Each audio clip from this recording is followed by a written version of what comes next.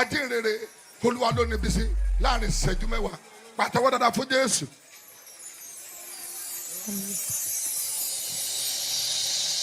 Ẹ̀yin lógo. Thank you, Jesus. Ẹ bá mi bá ẹni bíi mẹ́wàá lẹ́gbẹ̀ẹ́ ọ̀tún àti ẹ̀gbẹ́ òsì iwájú àtẹ̀yìn. Ẹ kàn ṣe ìkun ẹ̀ ń tẹ́ bá lè hug kẹ́ hug ẹ sọ pé Happy New Year ma, Happy New Year ma. Last year láti péjọ báyìí gbẹ̀yìn ní Èkó. Ẹ kí wọn dáadáa o, ẹ kí wọn dáadáa. Bó ṣe ń kí wọn ìwọ náà dẹ̀ ń gbárí ayọ̀ ẹ. Òun pàdé olórí àti aláàánú. Happy New Year. Sí olú túnú ọrùn oore adágbára rẹ̀ Jésù àǹkó tó lè kọ́ sókè mọ́ mi dáàdi.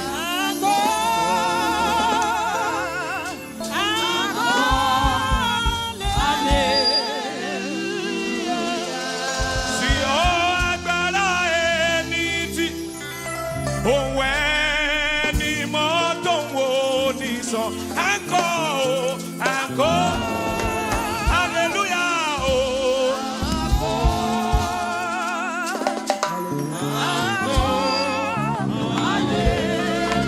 Eléyìí tó o bá fẹ́ kọ́ make sure kó fò sókè dádì mọ́mì. Èmi àwọn wòlíì, ipá rẹ̀ ga o. Brother yẹn ò fò sókè bó ṣe ń fò àìsàn ń jáde. Ẹ̀mí àwọn wòlíì. Dádì yẹn fò sókè. Agbára rẹ̀ ká. Make sure kó fò sókè. Torí gbogbo lẹ lè ṣe. Gbogbo ogun ló lè ṣe. Àṣetì kò sí. Àṣetì kò sí. Ipá rẹ̀ ká. Ó wà ń bí nǹkan kan ló gbé ẹ wá síbí lẹ́ni tá a ṣẹ̀ṣẹ̀ wá sí Èkó lọ́dún titun yìí. Gbé ọwọ́ méjèèjì yẹn sókè tún orin yẹn kọ. Èmi àwọn wòlíì. Sọ pé ipá rẹ̀ ká. Ipá rẹ̀ ká. Àǹtí tó wà ní gálárì yẹn náwó ẹ̀ sókè kó o kọ́ sà. Èmi àwọn wòlíì. Ìwọ tó wà lẹ́gbẹ̀ẹ́ mọ́tò yẹn kọ́. Agbára rẹ̀ ká. Ọlọ́run gbà mí Táíwò Òjó ń bẹ́ẹ̀ pàdé. Ọlọ́run máa jẹ̀mú àánú. Àṣetì ò sí lọ́dún yìí rárá o. Àṣálì ìbàrú àdà kẹ́pàrí àṣàtẹ̀yà.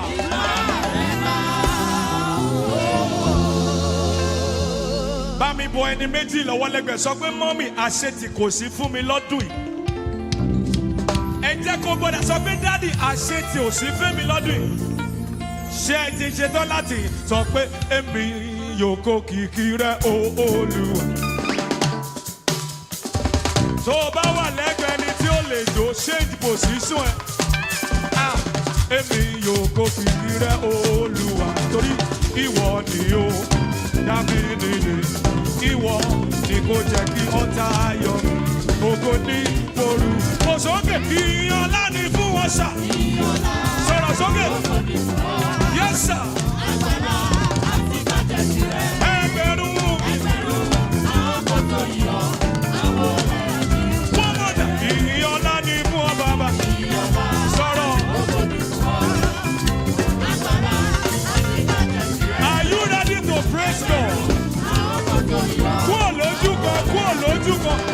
Asáré wa sọ wípé mo dúpẹ́ Olúwa pé mo níyàn láti máa ṣàwábà. Mo dúpẹ́ Olúwa wípé mo níyàn láti máa bọ̀rọ̀ lọ. Ọpẹ́lọpẹ́ rẹ sọ̀rọ̀. Bí ọwọ́ yẹn sókè. Ọpẹ́lọpẹ́ rẹ bàbá bàbá. Oyè ó Jésù.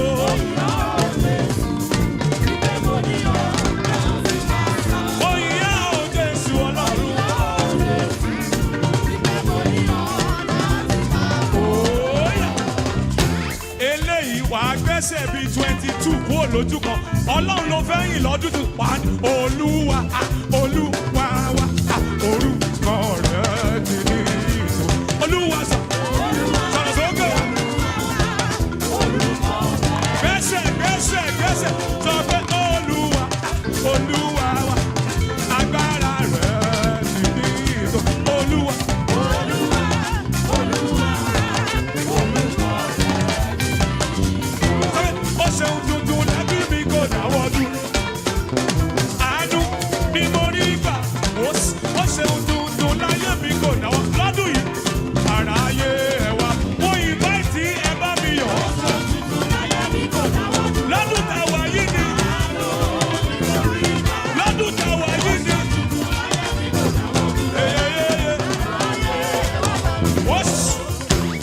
lọ́dún tá a wà yìí kò sí smẹ̀smẹ̀.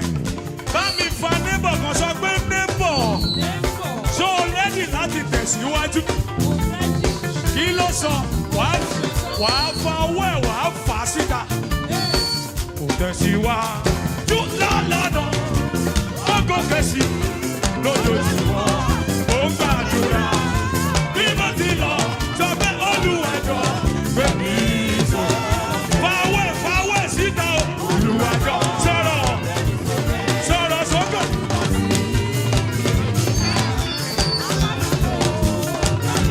Olúwa o. Sọ pé Olúwa gbé mi sókè. Fà síta. Where is my neighbor? Whoa. Bami wa neighbor tó lè move. Look at your neighbor. Say neighbor. Move. Orin tí wàá kọ yóò síbù nǹkan tí bá sọ ni kò sọ. Tó o bá fẹ́ sọ wàá make sure kó o fa neighbor ẹ̀ síta. Ó yá lọ́dún táwa yìí Olúwa. Lọ́dún táwa yìí Olúwa. Bàbá má jẹ́ wà ní ojú kan. Jésù má jẹ́ wà ní ojú kan. Má jẹ́ wà ní ojú kan. Wait now. Tó o bá di neighbor tó wà lójú kan mú, ìwọ ló mọ̀. Ò ń gbàdúrà kó o má wà lójú kan. Ibi tó wà láti ìgbà tá a ti bẹ̀rẹ̀ ní 5 minutes to 7 ibẹ̀ náà ló sì wà. Fa neighbor yẹn sí ìta sáà. Lọ́dún táwa yìí Olúwa. Lọ́dún táwa yìí Olúwa. Bàbá má jẹ́ wà ní ojú kan. Má jẹ́ wà ní ojú kan. Mi ò fẹ́ wà ní ojú kan. Má jẹ́ wà ní ojú kan sà. Bísí ò fẹ́ wà ní ojú kan. Èmi ò fẹ́ wà ní ojú kan. Bàbá má jẹ́ wà ní ojú kan. Wait. What? This is Apostolic Visitation to Lagos.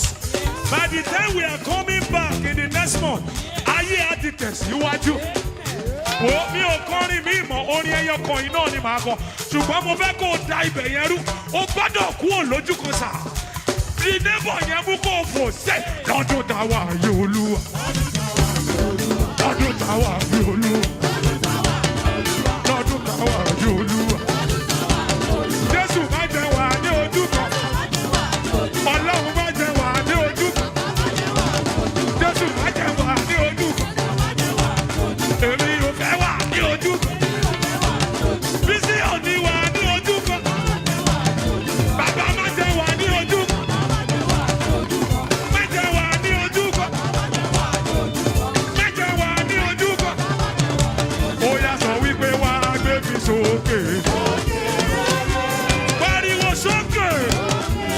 Dádì mọ́mí ó yá gòkè. Ayé bala kò sani àpàràtẹ̀. Eleko ìrẹ́dẹ̀ bali àkàsáyà. Ebeleko anadaya paya. Bàbá gbé mi sókè.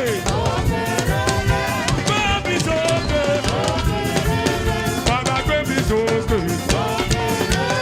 Wá gbé mi sókè. Thank you, God bless you.